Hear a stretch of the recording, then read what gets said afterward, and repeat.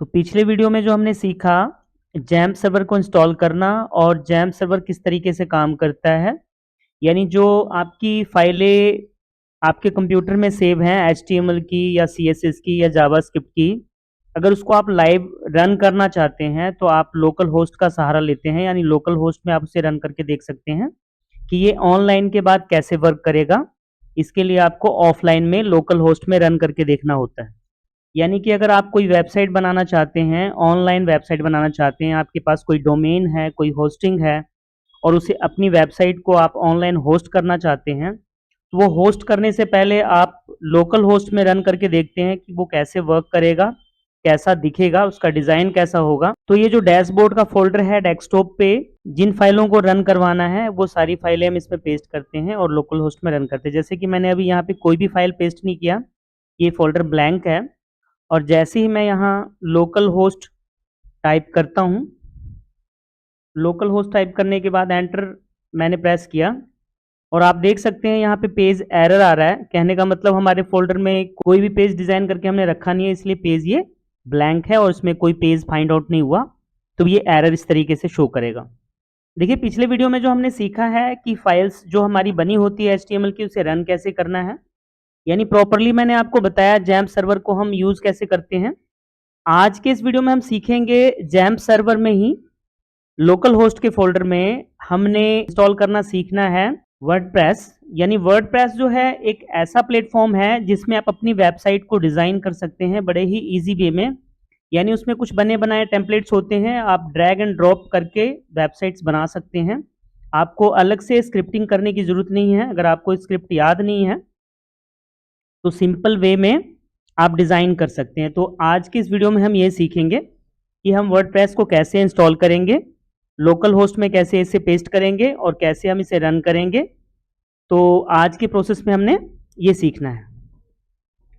तो जैसा कि मैंने अभी आपको बताया कि देखिए लोकल होस्ट में हमारे पास अभी कोई फाइल नहीं है, तो ये फाइल रन नहीं हो रही है। अगर आपको लोकल होस्ट में फाइलें रन करनी है तो रन करने से पहले पिछले वीडियो में मैंने आपको बताया कि आपको जैम्प सर्वर ऑन करना होता है। यानी कि जैम्प का जो कंट्रोल पैनल है, आप यहाँ सर्च करके ओपन कर सकते हैं, क्लिक करेंगे आप, और जैम्प सर्वर को ऑन किए बिना आप लोकल होस्ट यूज़ नहीं कर सकते हैं, इस बात का ध्यान रखेंगे। जैसा कि मैंने आपको पिछले वीडियो में भी बताया कि ये जो दो है, यानी कि अपाची का जो ऑप्शन है ये ऑन करना है, आपने स्टार्ट करना है, और माइस्क्वेल भी स्टार्ट करना है। इससे क्या होगा, इससे आपके लोकल होस्ट में जो भी फाइलें सेव होंगी वो रन हो जाएंगी। तो देखिए अभी फाइल का लोकेशन दिखा रहा है बट वहाँ फाइल कोई अवेलेबल नहीं है। तो हमने क्या करना है, हमने आज के इस वीडियो में सीखना है, कोई फाइल को रन करना नहीं सीखना है, सीधे हमने सीखना है, ये पिछले वीडियो में हमने सीख लिया था फाइल को रन करना, लेकिन आज के इस वीडियो में हमने सीधा सीखना है वर्डप्रेस को इंस्टॉल करना और वर्डप्रेस में स्टार्टिंग में हम काम कैसे करते हैं। तो हम आज ये सीखेंगे। तो सबसे पहले हमने क्या करना है, गूगल पे जाके मैं एक टैब ओपन कर लेता हूं यहां से, और google.com ओपन करेंगे आप, और यहाँ पे वर्डप्रेस डाउनलोड पे क्लिक करेंगे आप। यानी वर्डप्रेस डाउनलोड लिख के आपने डाउनलोड करना है वर्डप्रेस को। तो वर्डप्रेस का जो पहले वाला लिंक है इस पे क्लिक करेंगे आप, और जैसा कि आप देख रहे हैं वर्डप्रेस 6.7.1 ये इसका वर्जन है। ये एक्चुअली मैंने डाउनलोड कर लिया है, तो मैं क्या करूँगा, मैं इसे इंस्टॉल करना चाहूँगा, और ये डाउनलोड के फोल्डर में मैंने ऑलरेडी डाउनलोड कर लिया है। तो हमने क्या करना है, डाउनलोड वाला जो फोल्डर है हमारा, ये वर्डप्रेस का 6.7 जो वर्जन हमने डाउनलोड किया है, इसको हमने क्या करना है, इसको हमने एक्सट्रैक्ट करना है। एक्सट्रैक्ट करने के लिए राइट क्लिक करेंगे इसके ऊपर और एक्सट्रैक्ट फाइल पे जाएंगे और ओके करेंगे आप, और ये फाइल आपका एक्सट्रैक्ट होना शुरू हो जाएगा। जैसे ये फाइल कंप्लीट हो जाती है, एक्सट्रैक्ट होके फाइल कंप्लीट हो गई हमारी, यानी कि इस वाले से जो फाइलें एक्सट्रैक्ट करके निकल रही हैं, यानी इस वाले फोल्डर से फाइलों को एक्सट्रैक्ट करने के बाद ये फोल्डर बना। तो ये जो वर्डप्रेस का फोल्डर है जिप फोल्डर, हमने क्या करना है, इस पर राइट क्लिक करके हमने एक्सट्रैक्ट कर दिया। एक्सट्रैक्ट करने के बाद ये जो फोल्डर है इस पर डबल क्लिक करना है आपने। डबल क्लिक करने के बाद वर्डप्रेस नाम से एक फोल्डर है, इसके ऊपर भी डबल क्लिक करना है आपने। यानी वर्डप्रेस का जितना भी सॉफ्टवेयर्स वाले जो फाइलें हैं वो इसके अंदर हैं। आपने क्या करना है, कंट्रोल ए से सारे फोल्डर को सिलेक्ट कर लेना है। सारी जितनी भी फाइलें हैं सारी सिलेक्ट हो जाएंगी। उसके बाद आपने कंट्रोल सी करना है। अपना जो डैशबोर्ड का जो फोल्डर है, डैशबोर्ड के फोल्डर में इसे आपने पेस्ट करना है, जहां पे आप HTML की फाइल पेस्ट करके देख रहे थे। अब ये पेस्ट करने के बाद इसे आपने क्या करना है, क्लोज करना है। क्लोज करने के बाद जो आपका फोल्डर है, ये सारी फोल्डर को क्लोज कर देंगे और ये आपका जैम्प सर्वर जो है ये ऑन होना चाहिए, तभी आपका वर्डप्रेस का सॉफ्टवेयर इंस्टॉल होगा। और जैसा कि मैंने अभी आपको बताया वीडियो की स्टार्टिंग में कि हम वर्डप्रेस क्यों इंस्टॉल कर रहे हैं, तो वर्डप्रेस इंस्टॉल करने का हमारा खास कारण ये है कि अगर आप एक वेबसाइट बिल्डर हैं, अगर आप एक वेब डिजाइनर हैं, आपको एक वेबसाइट बनाना आता है, तो आप वेबसाइट को कहाँ बनाना चाहोगे, तो आपको सिंपली पता है कि ये ऑनलाइन वेबसाइट्स होते हैं जो वर्ल्ड वाइड दिखते हैं। उसके लिए पहले हमें डोमेन रजिस्टर करना होता है, होस्टिंग रजिस्टर करना होता है। इसके लिए भी मैं वीडियो बना दूंगा, लेकिन आज इस वीडियो में जो प्रोसेस बता रहा हूँ उसे ध्यान से देखेंगे। तो ये सारा जो प्रोसेस है एक वेब डिजाइनिंग के लिए है, एक वेबसाइट बनाने के लिए है, तो देखेंगे आप। और जो भी इसके और भी डिटेल्स वीडियोस हैं मैं बनाऊंगा। जैसे डोमेन होस्टिंग का जिक्र हम कर रहे हैं कि ये क्या होता है, तो ये ऑनलाइन वेबसाइट्स को डिजाइन करने के लिए होता है, ऑनलाइन वेबसाइट्स को रन कराने के लिए होता है डोमेन और होस्टिंग। अभी हम ये सारे डिजाइन को लोकल होस्ट में कराएंगे। लोकल होस्ट का मतलब ही आपको समझ में आ रहा होगा, लोकल आपके कंप्यूटर में, आपके लैपटॉप में ये सारी फाइलें रन होंगी, इसको कोई वर्ल्ड वाइड नहीं देख सकता। तो चलिए, हमने यहाँ पे इसे रन कर दिया जैसा कि मैंने आपको दिखाया। अब हमने क्या करना है, फिर से हम उसी फोल्डर में जाएंगे। ये हम डाउनलोड का जो सेशन था ये हम क्लोज कर देते हैं। और अब यहाँ पे फाइल आप रिफ्रेश करेंगे, पहले तो फाइल रन नहीं थी, अब ये फाइल रन हो जाएगी क्योंकि हमने उसमें सॉफ्टवेयर के सारी फाइलें पेस्ट कर दी हैं। तो रिफ्रेश करेंगे, रिफ्रेश करते ही देख सकते हैं आप जो वर्डप्रेस का जो सॉफ्टवेयर है वो रन हो गया। यहाँ पे ये लैंग्वेज के लिए ऑप्शन मांग रहा है, कह रहा है कि लैंग्वेज आप कौन सी लैंग्वेज में इंस्टॉल करना चाहेंगे। तो जैसा कि हम जो बाय डिफॉल्ट जो लैंग्वेज है इंग्लिश USA वाला, ये हम रहने देते हैं और नीचे आकर कंटिन्यू पे क्लिक करेंगे। ये पूरा का पूरा प्रोसेस एक वर्डप्रेस लोकल होस्ट में इंस्टॉल करने का प्रोसेस है ये। अब जैसा कि आप यहाँ देख रहे हैं कि वर्डप्रेस में जो भी है ये आपने आइटम को फॉलो करना है, जैसे यहाँ लिखा हुआ है।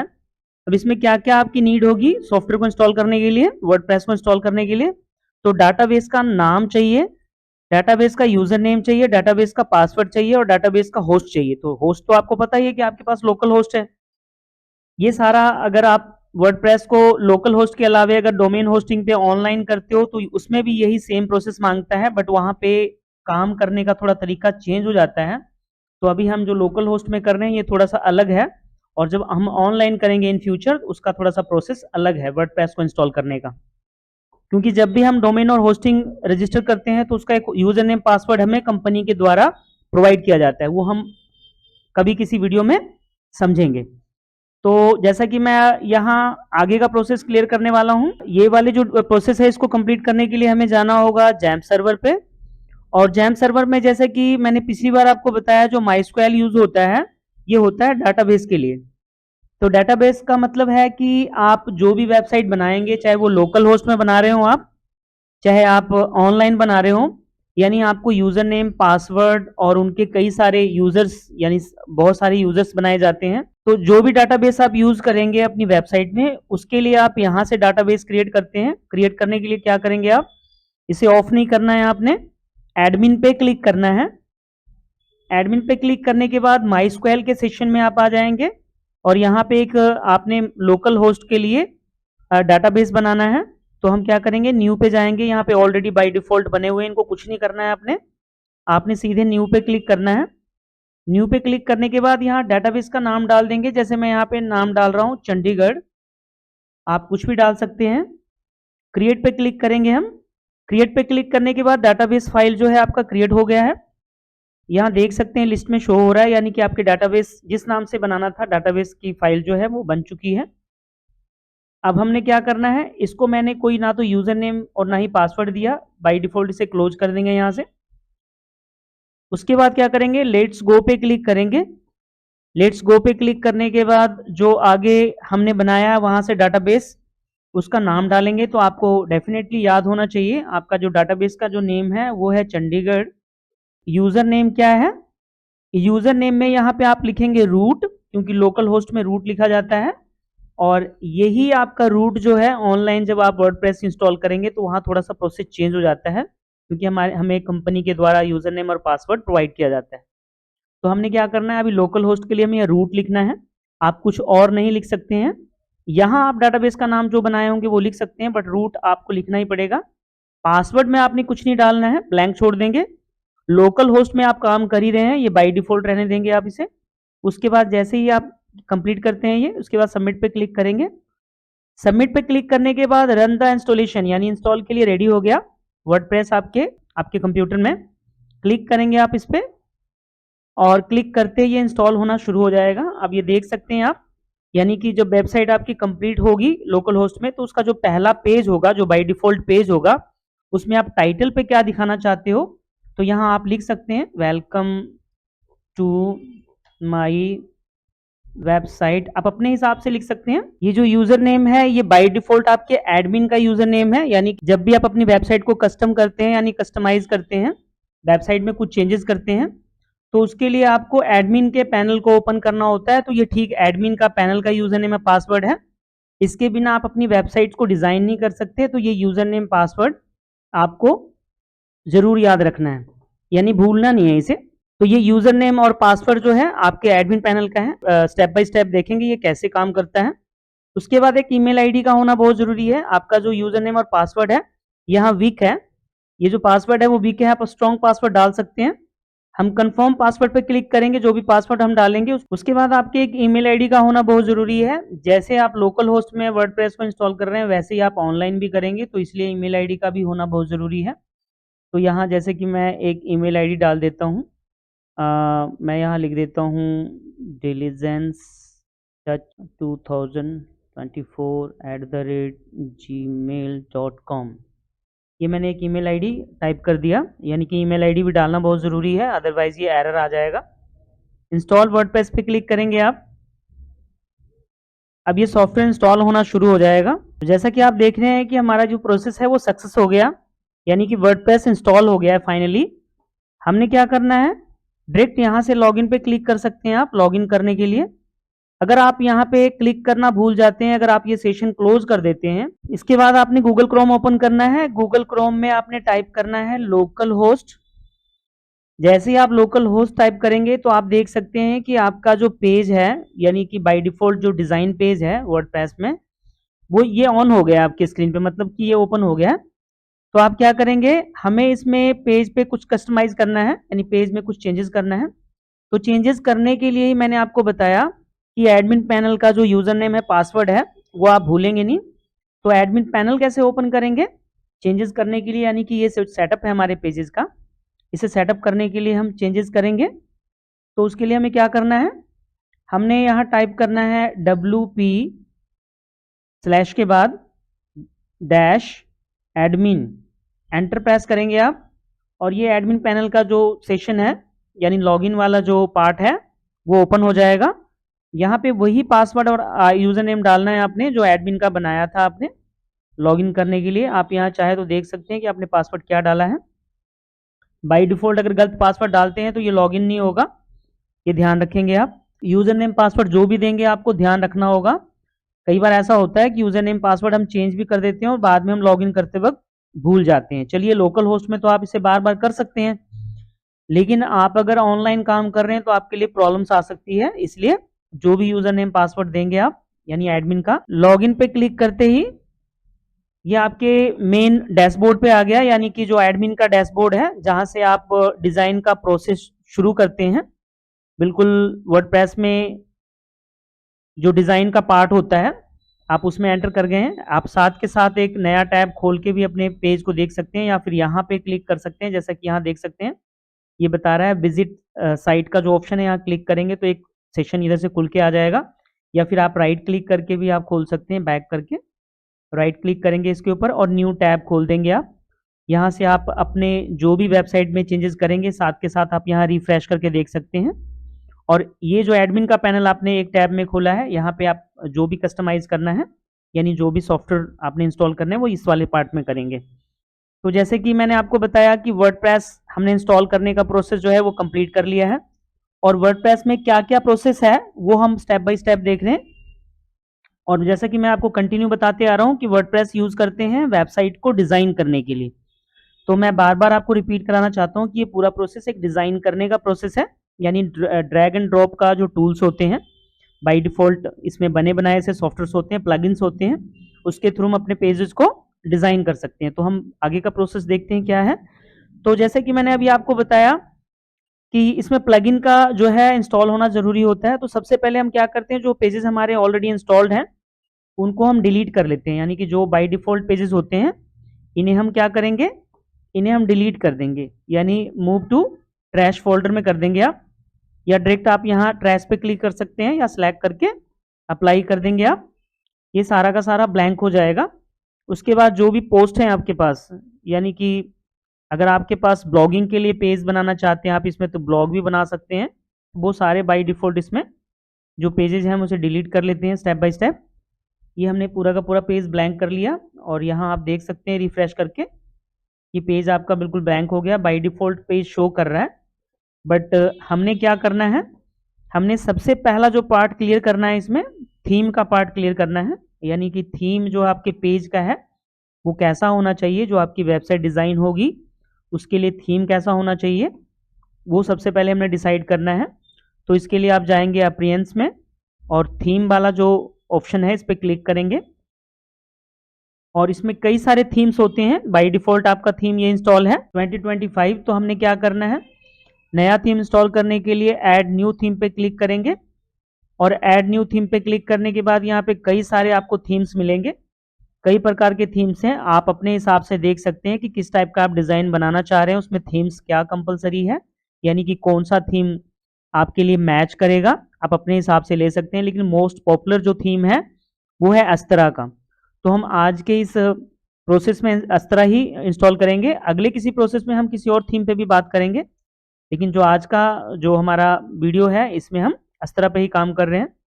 तो हम इसे इंस्टॉल करेंगे, इंस्टॉल होने तक वेट करेंगे आप, और ये इंस्टॉल होने के बाद आपके साथ के साथ इसे एक्टिवेट भी कर सकते हैं। जैसा कि देख रहे हैं आप, ये इंस्टॉल हो चुका है हमारा थीम। इंस्टॉल होने के बाद हम इसे एक्टिवेट करेंगे यहाँ से क्लिक करके, यानी एक्टिवेट वाले बटन पे।